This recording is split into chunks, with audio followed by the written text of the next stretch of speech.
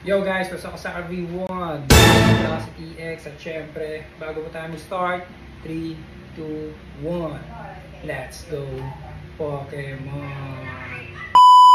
Okay guys, so for today's video, kung makapansin nyo mga Lodi, tumaas itong mga acrylic natin, acrylic shoe boxes, dahil nag-avail po tayo ng 6 pieces dahil meron pa po tayong mga sapatos dun po sa kwarto na hindi pa po nalalagay dito po at nadi-display.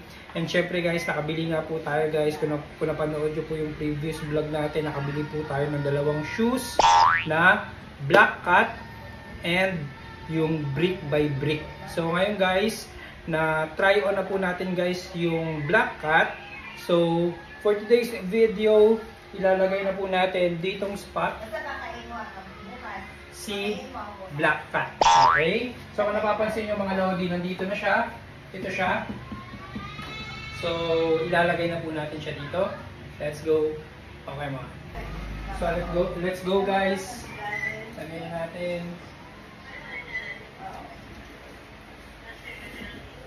So again, ito po yung Black Cat natin mga Lodi. Siya. Bagong bago ba? Hindi pa nagagamit. Ayan. And syempre, kunin natin yung free lace.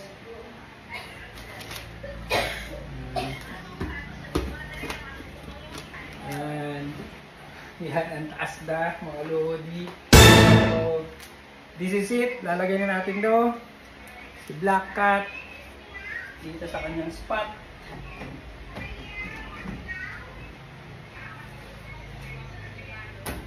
Yan! Ito na siya mga Lodi. So, tingnan nyo ha, malapitan. Let's go. So, ayun na siya mga Lodi. Ito na yung pag-arrange natin sa first row. Yan. Ayan si Punk.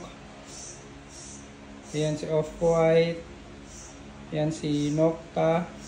Ayan si Black Cat. Ayan, nandiyan na siya. Ayan. So, yan po yung mga shoes natin na na-display na po natin. At syempre guys, kung mapapansin nyo, meron dun na bakante. Yan po yung ilalagay natin dyan pag na try on haul na po natin or na try na po natin si Brick by Brick.